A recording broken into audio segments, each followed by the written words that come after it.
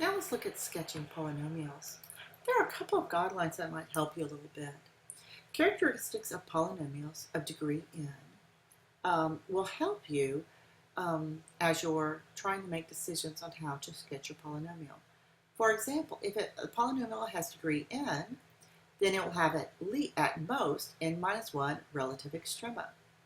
So let's think about this. F of x equals x squared plus 1, which is a parabola. We all know what that looks like. Curves up like this. All right. Okay, the degree is 2, so we'll have at most 2 minus 1 or 1 extrema. And lo and behold, if I could sketch that correctly, that is true. It has 1 extrema. And it's a minimum. Now it'll have at most n minus 2 points of inflection. So in this case, it will have 0 inflection points. All right, where if we look at f of x equals x cubed, all right, that looks something like this. And that's a smooth curve. All right, it has at most n minus 1 extrema, so it has at most 3 minus 1 or 2 extrema. Now it turns out this one has no extrema, so that's true. And at most 3 minus 2 or 1 inflection points, and it turns out it does have 1 inflection point at x equals 0. Now, if you have an even degree, you have to have at least 1 relative extrema, and the leading coefficients determine the end behavior. So just look at those. Now let's go through one of these carefully. We're going to look at the function f of x equals x to the 4th minus 12 x cubed plus 48 x squared minus 64 x. Now, don't let the fact that I've already got the copies of what happened influence you. The first thing you need to do is to take the first derivative. So the first derivative, f prime of x, is equal to, and I'm going to go to factor this, 4 x minus 1, x minus 4 squared. Now, notice what happens. This is positive as long as x is greater than 1, and it's negative as long as x is less than 1. So it's increasing as long as x is greater than 1, and decreasing if x is less than 1. Okay? So it's increasing when x is greater than 1, and it's decreasing when x is less than 1. This is another way you can look at it. Let's look at the second derivative. Oh, by the way, and what were my critical points? My critical points here are x equal 1 and 4. All right. And I'm going to put that down here. X equals 1 and x equals 4. Now let's go to the second derivative. The second derivative of this, and I will do it from the multiplied out form, but I'm going to factor it, is 12 x minus 4 times x minus 2. Now, where are the x-intercepts? The x-intercepts are, well, the x-intercepts is where does it intersect the x-axis. So where does y equal 0? If I were to factor this, I would find, I'll go back to f of x. What is f of x? Equal to 0. And it turns out that is when x is 0. That one's very obvious. And if you did a little pre-cal, you could find that it's also 0 when x is equal to 4. Okay, so the x-intercepts are at 0. Let's see, when I put in 0, I get 0. And then when x is 4, I get 0. All right. What are the y-intercepts? The y-intercepts, of course, are when x is 0, we have 0, 0.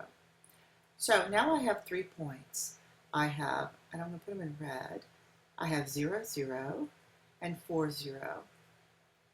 And this is also a y-intercept, so I'm good with that. Where are my vertical asymptotes? Well, I don't have any. What are my horizontal asymptotes? Well, the limit as x goes to infinity of this is going to be positive infinity.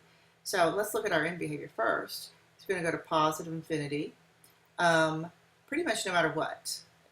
It's going to, if I take the limit, I'm getting out of order here, as x approaches plus or minus infinity of f of x, it's going to go to plus infinity. So my end behavior is it shoots off to infinity. So it has no horizontal asymptotes either. Now let's look at possible points of inflection. That's going to be where the second derivative is 0. And clearly, possible points of inflection occur at x equals 4 and x equals 2. What's the domain? Oh, that's all reals. That's pretty straightforward. So now let's look and test our intervals. One more thing I'm going to want to point out is, let me plot my points of my critical numbers really quickly. When x is 1, and I tend to do this off the chart, although I do it in the chart. When x is 1, y is negative 27. So I will go on and plot that point whether I need it later or not. And when x is 4, well, I've already got that one, y is 0. So I've already got that point plotted, so I'm all right. Let me come down here and plot my inflection points as well. When x is 4, my possible inflection points, when x is 4, y is 0. And when x is 2, y is minus 16. So I'm going to plot those points right there. That will help me out as I do my sketching. So now let's go down to the chart.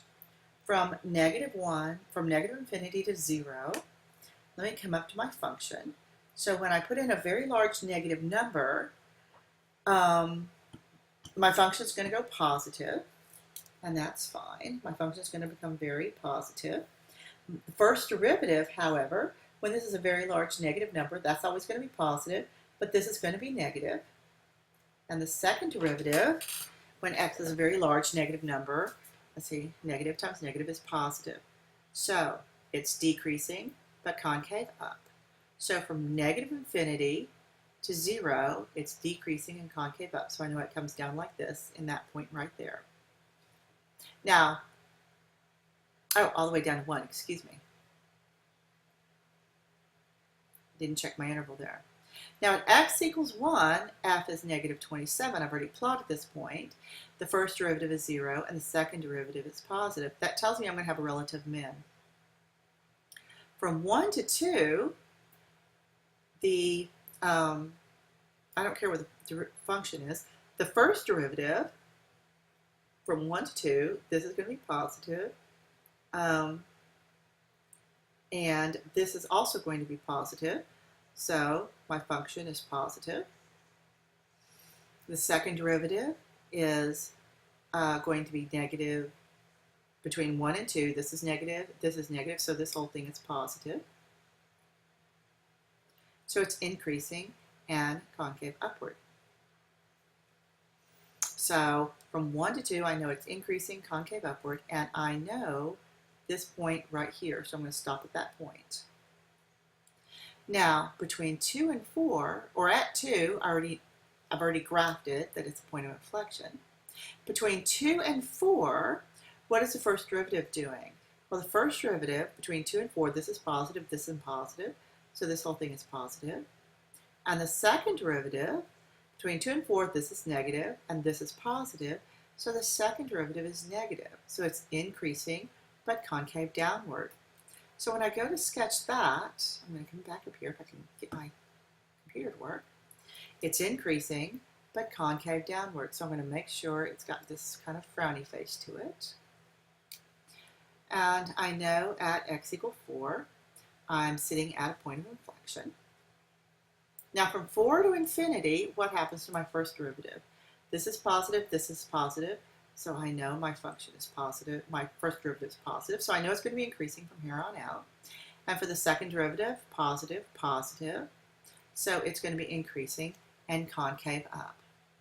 So from here on, it's going to be increasing and concave up.